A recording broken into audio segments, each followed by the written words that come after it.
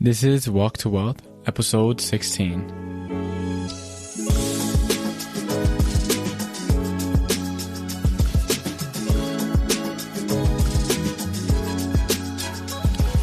My name is John Mendez, and I am your host. Welcome to Walk to Wealth, where I motivate and inspire people new to the world of personal finance by letting you all in behind the scenes of someone who's still on his way. Thank you for tuning into today's episode. For all my new listeners, welcome. I'm glad that you're here. I'm glad that you can make it. For all the OGs in the building, welcome back home. Thank you for all the loyalty and all the support. So in today's episode, we're going to be talking about my top 3 favorite books, why they're my favorite books, where I was at when I read them, how they helped me, and pretty much why you should read them, especially if you're going to be on this journey to walking to wealth, as I say all the time. My very first book I'd recommend, honestly, is Rich Dad, Poor Dad. And now I know that a lot of people, they read this book and they say it's overrated. And, from my personal opinion, I really think this book is crucial to everyone just starting off on their journey, because it shifts your perspective on a lot of things in a way that's so simple to understand that anyone can pick it up. And even if you're starting off very early, like you're in middle school, there's a Rich Dad Poor Dad for teens, I believe, as well. So it's pretty much anyone can pick up this book, either the teen version or the regular version. It's also not too long of a read. Now, Rich Dad Poor Dad, this was around November-ish of 2020 when I first picked up Rich Dad Poor Dad, along with 2 other books. And Rich Dad Poor Dad, honestly, I don't really know why at the time I picked it up. All I know is that at that time, I already started kind of investing. This is before I started watching YouTube videos and, personal development, personal finance, all that jazz. And Rich Dad Poor Dad was the first book I read. I probably was recommended to me on social media, or something. My 3 main takeaways from this book was what is an asset versus what is a liability, the cash flow quadrant, and that the rich don't work for money. So let's hop into the first one, right? What is the asset versus what is a liability? And pretty much the definition I got from that book is an asset is something that puts money in your pocket, and a liability is something that takes money out. And a lot of people have the game confused, right? They get, they start making a little bit more money. They start getting, a little more up in life, and then, they'll buy a primary residence.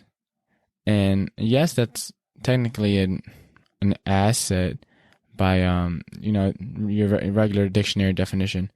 But your housing is usually your biggest expense. You have to pay off the mortgage, or even if you're renting, you have to pay off rent, mortgage, utilities, something breaks, things like that.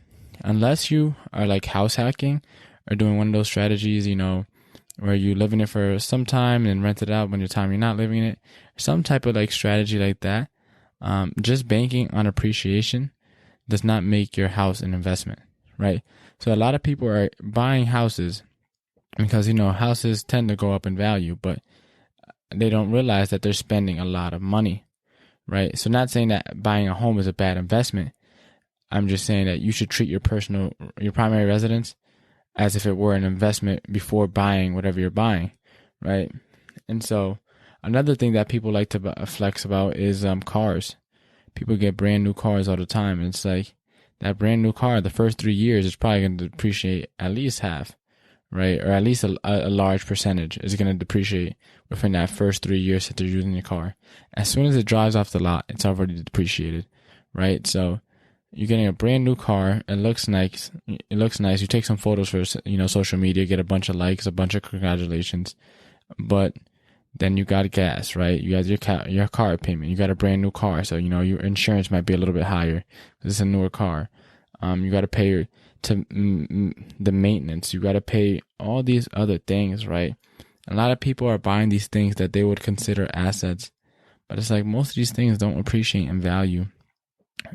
And if they do, they're, the expenses that you're paying doesn't justify the appreciation more often than not, right? So you have to think of everything from the very simple standpoint as, does this put money in my pocket or does this not? And if it does, it's an asset. If it's not, it's a liability, and you have to call it as such, right? So that's the first one.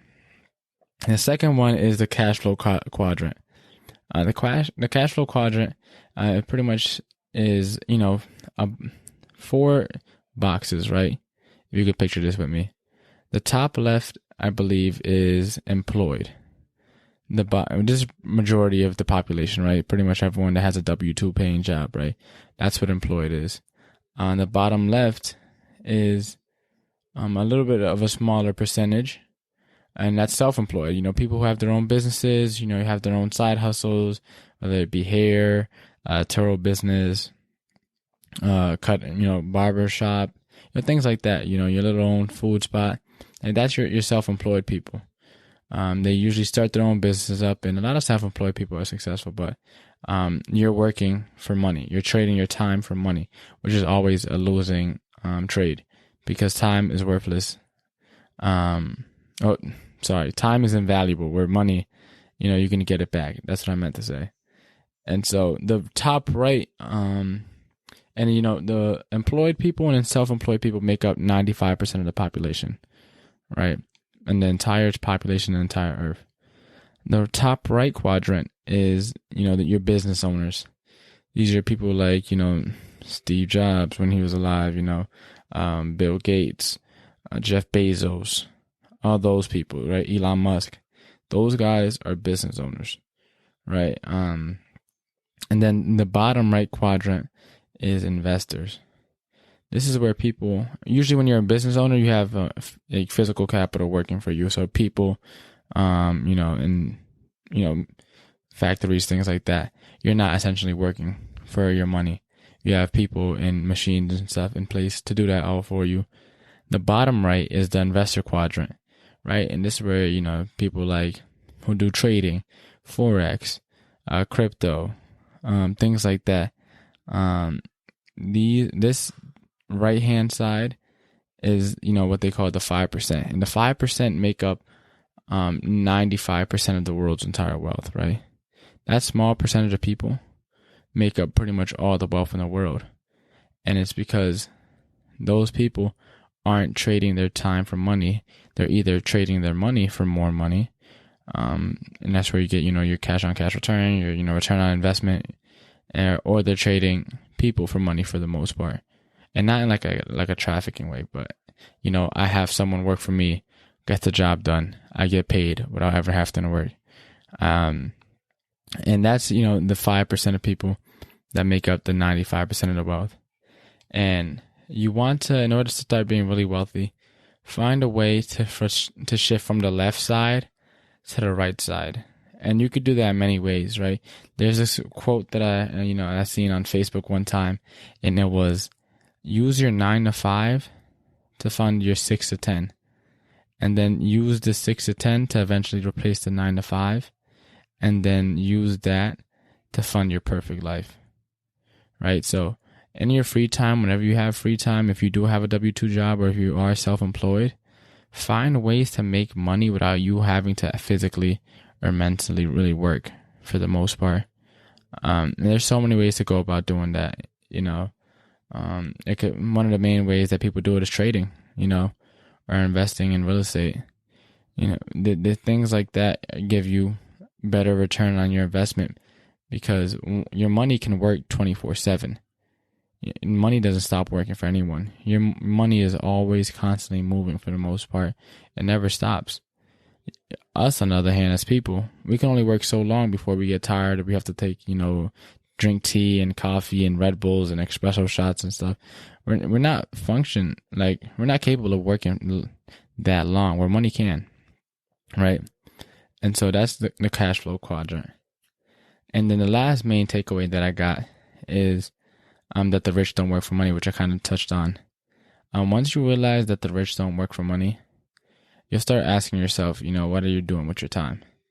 Where is your time best spent? You have to spend your time, and we talked about it in the last episode, in the 80-20 principle. You have to spend your time in the 20%, right? Because the 20% of the things you do usually leads to 80% of the outcomes that you're looking for, right? So instead of doing, for example, let's say you have a business, and a consulting business. The 20% would be setting appointments with people and doing your consultations to help them out, whatever. Your busy work would be, setting up flyers, or making your website. It's things like that that are necessary, but aren't important. Like, yes, you need to have a nice website. Yes, you need to market and have nice flyers and designs and blah, blah, blah. But that's not actually making you any money. Making you money is talking to people, right? So you have to learn that your time is extremely valuable. And so whatever you're spending your time on, that return on investment has to be worth it. And if it's not worth it to you, you have to outsource that. You have to get rid of the ego that, wants to be the one-man band, do everything on your own, and put that aside so that you can outsource and better spend your time in other areas that'll give you a better return on your investment. Now, that book, to me, that book sparked a change. It shifted my entire mindset just enough. Because at that time, I didn't really know anything about personal finance or anything like that. But it shifted my mindset enough, just enough to think that, oh, shoot, I can really teach myself something that school has never taught me before. And I was just sitting there wondering, it's like, I haven't actually read a book that will teach me something practical that actually applies to my real life in so long that I honestly never like reading prior to that. Well, in elementary school, I liked reading. But then afterwards, it's like, I haven't liked the book since. And then I read that book and it's like, I realized that one, reading is fun. And two, I could teach myself so much more than school is teaching me about things that actually matter in life. That, I'm gonna keep reading books. And that pretty much what sparked my journey into personal finance. And that what got me on this journey that I'm on now for the most part, is reading that book. And although it wasn't the world's greatest book in history, but, it shifted my perspective just enough in a point in my life where I needed it in order to get me, get the ball rolling. The next book that I say is in my top 3 that you should read, just so happened to also be my second book. And, I had a good eye for books, I guess. And it's I Will Teach You to Be Rich by Ramit Sethi. That book was probably the most practical, the most applicable, things that you could do literally as soon as you finish reading a chapter book that I ever read ever. My 3 main takeaways from this book, for the most part, were it taught me about the different type of bank accounts and different banks that I should look into.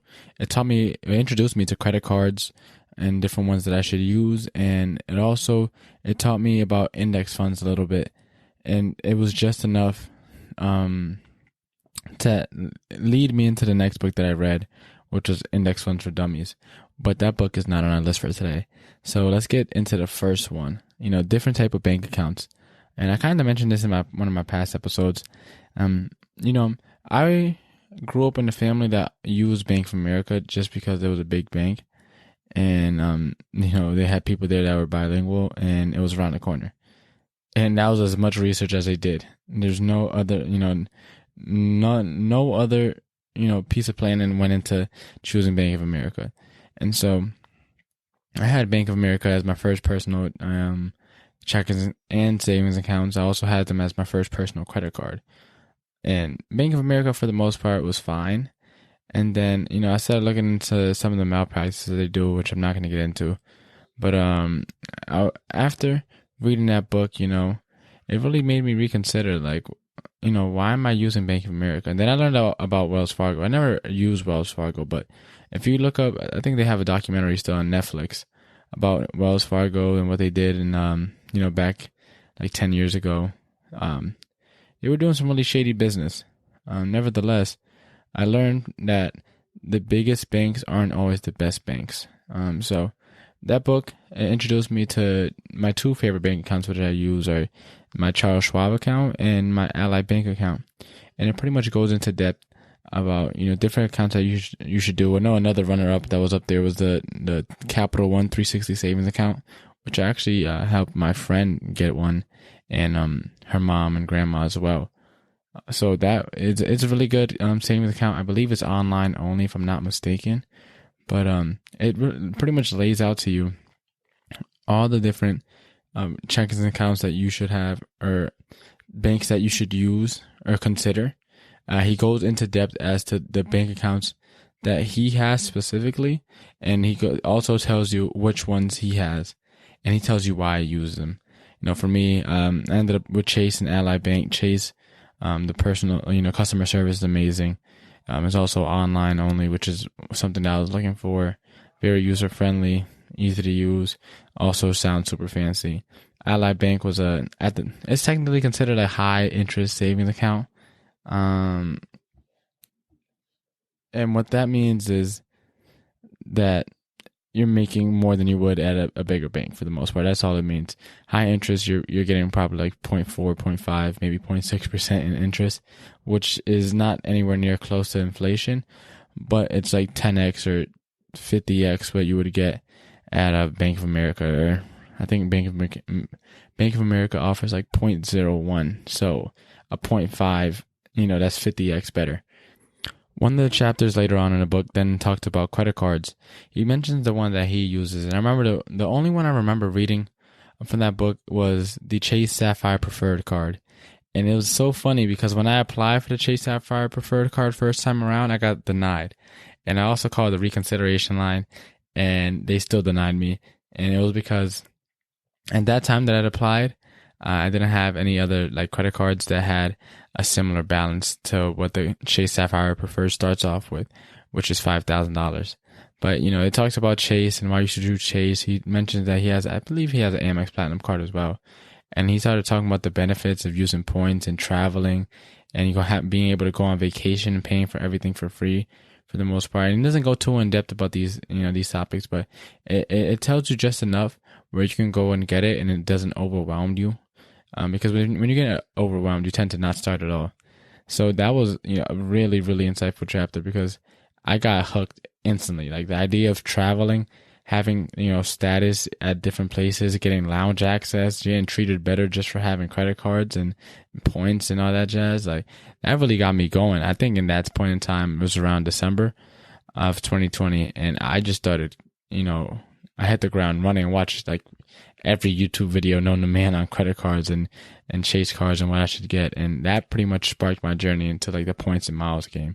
Now I'm sitting on almost like 280,000 points, and it's only been I'm approaching like a year and a half now, almost 2 years since I really got into the points and miles game, and I was able to rack up a bunch of points very easily. And then the next chapter that it talked about was the index funds. And why I love index funds so much, if you didn't listen to one of my prior episodes, is because you can put your money into an index fund and it then diversifies it into a bunch of other stocks. Like some index funds can have upwards of 3,000 stocks. If you took the time to actually research these companies, 3,000 of them, you'll be stuck for probably 6 months, maybe 9 months, depending on how much time you put in each day. Not only that, but you probably would get overwhelmed and never end up investing. And so the great part about index funds is they have different type of index funds for different types of investments. So you can do one that tracks the S&P 500. You can do one that tracks the entire market. You can do one for international markets. You can do one for a real estate investment trust. You can do one for bonds.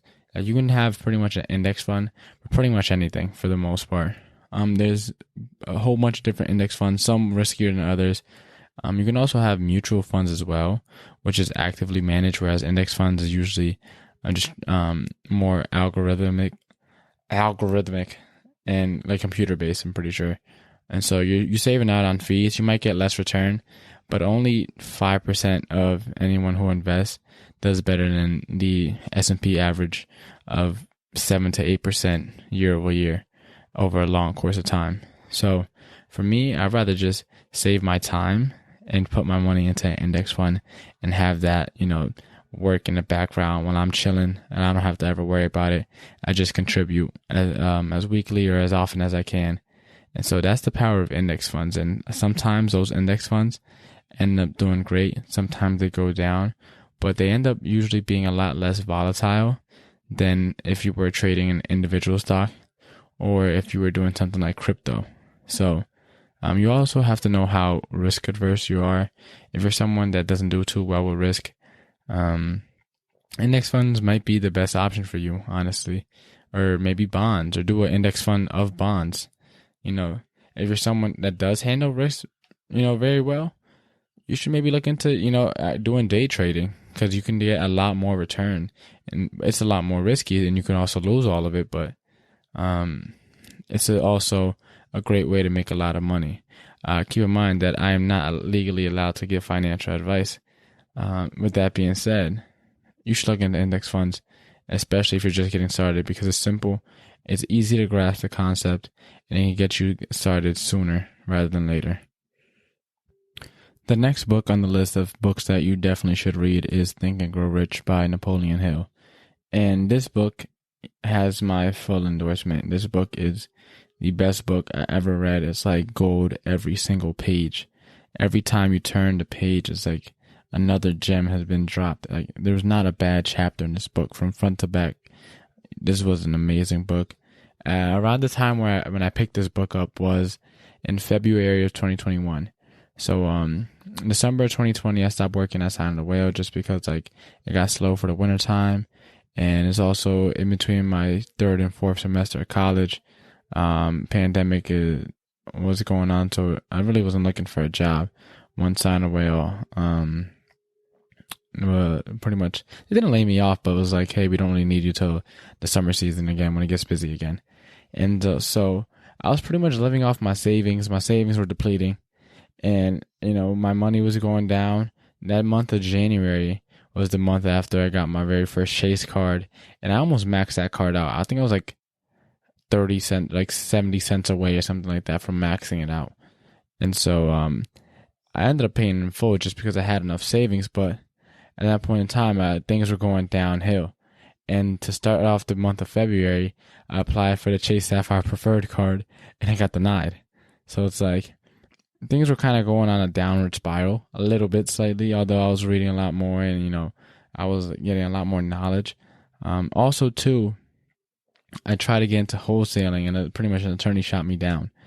And so it's like, at that point in time, I had a couple left turns right after another, boom, boom, boom, boom, boom.